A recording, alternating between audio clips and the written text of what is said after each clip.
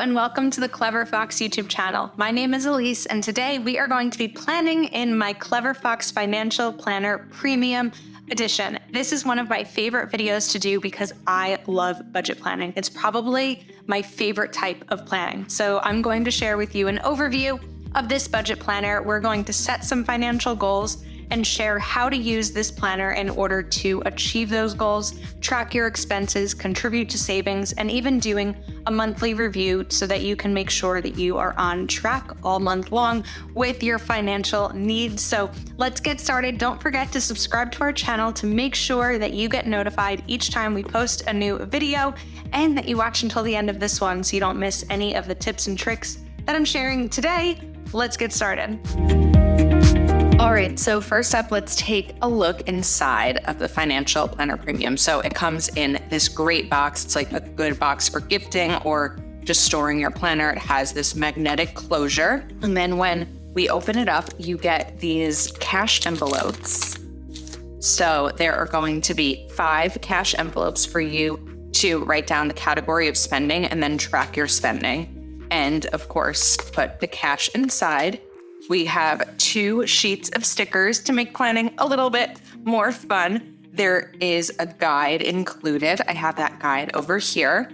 And then we have the planner. So let's move this aside and we will get right into the planner, which is the exciting part. So this comes in several different colors. I love this color and I love this cover. I think it's really pretty. Like this pebble, of course, it's a hardcover with a pen loop, and then you have 3 different bookmarks to be able to note where you are, whether it's the specific month or the week in terms of expense tracking. Then the introduction page, we have room to write down financial goals, 8 different financial goals, strategy, new skills I need to learn, my money affirmations for wealth and prosperity, actions I will take to earn more money, actions I will take to cut my expenses. And then this is what the monthly overview is going to look like. So month and year, of course, this is undated. You can start it at any time. Monthly goals, to-do list, bills and expenses, due date and amount, income and amount. And there's several here. You could do different paydays, or you could do a combined income with you and your partner. Or if you have multiple sources of income, you can put that here too. And then savings. Then we have notes and the monthly calendar. And then these 2 pages for the monthly budget. So you'll be able to categorize them with home, food, healthcare, credit and loans, personal, transport, entertainment, other. Write down what you've budgeted, the actual and the difference, and that's what we're gonna kind of go through today. And then you have an expense tracker. So there are 2, 3, 4 pages of expense trackers, and then you have your monthly totals. So you'll be able to take the tracking that you did, and that's when you'll know what the actual spending was, and then also do your monthly totals. So the opening balance, total income, total expenses, difference, total savings, and balance forward. And then you're going to write down what you spent total in each of these categories, and you can fill this in to see what your monthly wheel looks like. Then you have your monthly review. My biggest wins this month: did I meet my budget? If not, why not? Did I achieve this month's goals? If not, why not? Where did I have the most trouble? What could I improve next month? Actions I will take next month to increase my income, and actions I will take next month to cut my expenses. Then we have notes and ideas. There's a lot of things you can do with this space. For me personally, as I'm starting to be like in the middle of a month and I think about a following month, that's when I'm going to think about what's coming up, whose birthday is coming up, whose anniversary, what expenses am I going to have? For example, as in January, I'm preparing February's budget. I know that I'd like to get my hair done in February. I only get my hair done a couple times a year. That's something that I'm going to want to budget for because it's something that I know I want to do that month. And then we have the following month. Then let's take a peek towards the back for a moment.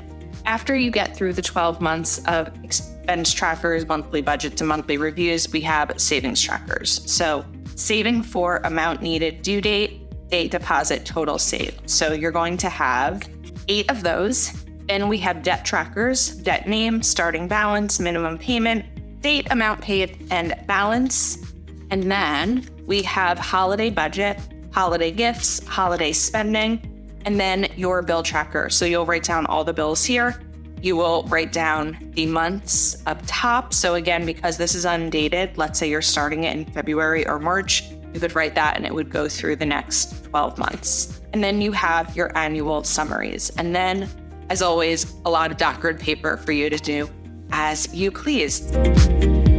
So let's get back to this side and do a little bit of financial goal planning. So as I'm brainstorming a new year and kind of figuring out what I want that to look like, I'm always going to have some big financial goals, and this is a great place to start to jot them down. Now, as I always say in our videos, I recommend not always listing them all out because it's a lot of pressure to set 8 big goals and even sometimes to come up with 8 goals. Maybe you don't know what they're all going to be at the start of a year, but you have an idea in your mind of what you'd like that to look like. So for me, I contribute to my retirement, which is called a Roth IRA. I don't have a retirement through work, so this is a retirement that I do on my own. And typically in the US for my age, it's a $6,000 annual contribution. In 2023, the IRS has increased that allowance to $6,500. So one of my big financial goals is going to be to contribute, contribute. And then I'm going to grab a fun pen because why not? And let's do 6,500 to retirement. Okay. Another goal that I have this year is I want to spend less, and it's great. Okay, let's go into the year to spend less. Well, how are we going to do that? There's a ton of ways to do it. One of the ways that I have been doing it for a little while, I've been trying it out for a couple months and it seems to be working for me, is to have, we're gonna call this 1 week per month. And we're going to write here only essentials. Now this means that for 1 week each month, I am only going to buy the things that I must buy, or the bills that obviously I've already prepared for. Bills have to be paid.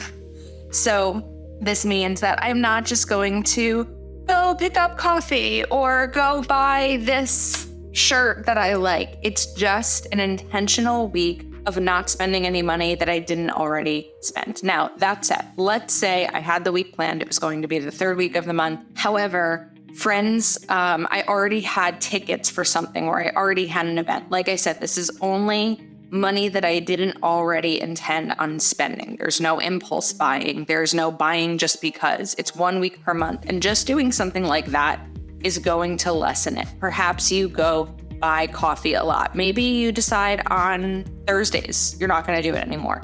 Now that's 4 to 5 days a month that you're spending less because you're just being intentional about not doing it. So I think it can be so easy to say, I'm just going to spend less money, but having an action plan and figuring out exactly how that's going to happen is key for it to actually happen. All right, now the next goal that I'm going to write down is to look into investing. Right now, my retirement is just sitting, and I don't want it to just sit. I want it to work for me. I worked really hard to put the money in there.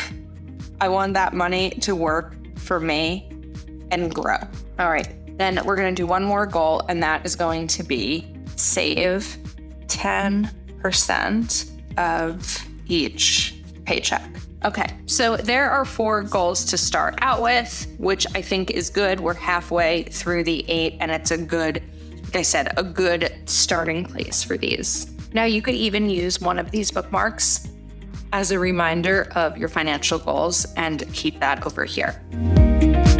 Let's go to the month. So we're going to write February 2023, and then let's get this dated. So again, with it being undated, it means that you can start at any time and not have to worry about missing out or not getting your money's worth, as we're talking about budgeting, because sometimes if you buy a dated planner after a new year starts or whenever the planner begins, you kind of lose out on a month and you don't get the full year's worth. Okay, so we have some stickers here that I'm going to play around with first. I get paid on Mondays. So I am going to take these payday stickers and put these here on Mondays. However, the 20th is a holiday. And when a holiday falls on a Monday, which they often do, my payday comes the Friday before. So I'm actually going to get 2 paychecks that week, but this paycheck, wrong week. But this paycheck will have to carry me this week. And I'm using simple tweezers here for the sticker placement. I just find it a little bit easier. We'll be sure to link everything that we're using in the description over here. Okay, now we are going to jot down bills and expenses. So I'm going to write my fixed, like my bills over here that I need to pay each month to live my life. So we're going to write rent. The due date is the 1st. The amount is $17.64. Next up, we're going to write H insurance, my health insurance. This is also the 1st, and that amount is $336. Then we have my car, also the 1st, also $336. Okay, then we have car insurance, which is the 15th, and that is $122. Then we have Verizon, which is my internet and my cell phone. That is on the 19th, and that is $146. Next up, we have my electric bill. And this varies in terms of how much it is. So we're going to leave this blank because I don't know what the bill for January will be. So this I typically do leave blank. Then we have my Netflix, and that is due on the 24th, and that's $15. And then also we have my Kindle Unlimited subscription, and that is due on the 26th, and that is $11 a month. So those are going to be my bills for the month. And then what I'd like to do is bring them in with stickers over here. So we're going to put this one a little bit to the side because we have a few bills that day. And then, so we have the 1st, we have the 15th, the 19th, the 21st, the 24th, and the 26th. Okay, now other to-do list. Now this to-do list, I think you could use it in a lot of different ways. One of the ways that I'm going to use the to-do list is budgeting for things and brainstorming things that are coming up. So like I said, I wanted to do a hair appointment. Also, again, I'm thinking ahead a little bit for February and March. In March, I have my brother's birthday. That's going to be an expense. And also in March, I have a trip to Washington, D.C. And those are to-dos for me in terms of things to budget for. Monthly goals. So for $6,500 for my retirement, I made an effort in January to do $1,000 because previously I would contribute $500 a month, which equaled $6,000. But I figured January, my expenses are a little bit lower. And so if I just bumped out that extra $500, I would be good. So for February, it's going to be $500 to retirement. And then I want to save $500 to savings and 1 week essential spending. Okay, now again, this is bringing in my goals that we set earlier into this section.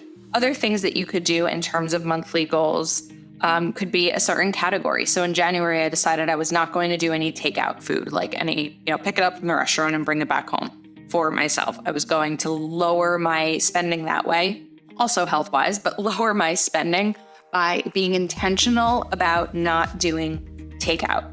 You could also do a monthly goal. If one of your overall goals is to increase your income, you could even be like, prepare to ask for a raise, start doing a resume, look for a new job. Different things that are going to contribute to your monthly financial goals. Okay, let's move along. We're going to now look at the monthly budget. So these categories are really good ones. And I think that if you're having trouble figuring out how they're going to work for you, you can also always adjust them. So for me, I'm going to do home, and we're going to write rent, The budgeted is going to be $1,764. That won't change because my rent is not going to change. That's per month. And then the other thing that's more home related is going to be electric. And we don't know what that amount is. However, I usually budget about $40 a month. And before you're like, oh my goodness, Ilysse, that is so low. I live in an apartment. I don't pay for heat. I literally am only paying for electricity. And it's been pretty low. We'll see what it ends up being. And then the other thing that I'm going to add in here is we're gonna call it home miscellaneous. And this can be anything for the home that I decide I want to pick up. Maybe it's new throw pillows for the couch. One of the things that I want to do is get curtains for my office. I know curtains are very expensive. I'm really just looking for like a sheer white curtain to put in front of my window so that when the sun comes in and I'm trying to film a video, it doesn't get those like splotches of light, things like that. So that's what I'm going to budget for home. Now we're going to do food. So let's write groceries. And for me, as one person who does meal prep, I budget $50 a week for groceries. So that is going to be $200 for the month. And then I'm going to do dining out, and this is going to be $100. Okay, now healthcare. Healthcare is partially going to be my health insurance. So we'll write health insurance. And I mentioned that was $336. And I'm also going to add money to my health savings, which is for medications, co-pays, unexpected visits to the hospital, like the urgent care hospital, things like that happened a couple times last year. So I like to always add a little bit of money in there so that when those things do happen, I have some money set aside. We're gonna shift over for a second and go to transport. So let's write my car, and the budgeted will be the bill amount. And again, that's not going to change. And then we're going to do gas. I don't drive a lot. I work from home. And so yeah, a $50 for gas should be plenty for me. Then we're going to go to personal. So let's call this one hair. And it's a little expensive, which is why I only do it a couple times a year, but it's going to cost about $250, which is like a number that hurts, but we'll survive. And then also manicure, and we're going to budget $50 for that. Now, another thing I'm going to call personal. Actually, I think we're going to move this over to other. I know I'm shifting around a little bit. We're going to call this weekly spending. So I think one of the challenges that can happen in budgeting, especially if you're new to it, is trying to figure out how to budget for every single little thing you buy. There are certain things that I buy once a month or every couple of months, or there's others that I buy every week, and it can be hard to figure out what category those things might fit into. So instead, I get a weekly spending budget, which I give myself, and that can be going to pick up something at the pharmacy, maybe not the pharmacy, but like the store, like if I want to buy a new lipstick. I'm not technically going to budget for makeup because it's not something that I buy often or have to replenish often, but it's just that little extra spending that you do throughout the week that maybe you didn't know early on in the week you were planning on doing. So I do like having a weekly spending. The other thing that I do is a miscellaneous, which is going to be a monthly miscellaneous. And that is going to be $150. That usually stays in my bank account because that will be like my online spending or like my Amazon spending. So then we're going to do entertainment. And this is going to be where I put in Netflix and Kindle. And the Netflix was $15, Kindle was $11. Now we're going to do a little bit of other here just for some additional savings. So clothing, we're gonna write savings because this is kind of a sinking fund, is going to be $100 towards clothing. And also, okay, I'm an aunt. I have a niece and nephew. I'm not a mom, but I am an aunt. And I like to always set aside a little bit of money so that when I am, watching my niece or nephew, or maybe they come over for a sleepover or something like that, I have money outside of my budget that's set aside specifically for them so that if we want to go out to dinner or something, I already have that money set aside. Okay, credit and loans. I I don't have any, but of course, this is where you're going to put any type of credit payments that you need to do. So let's take a look at where we are with these numbers. So I'm going to take my calculator and we'll write 1764 plus 40 plus 50 plus 200 plus 100 plus 336 plus 100 plus 250. Oops, let's try that again. All right, our total is 3802.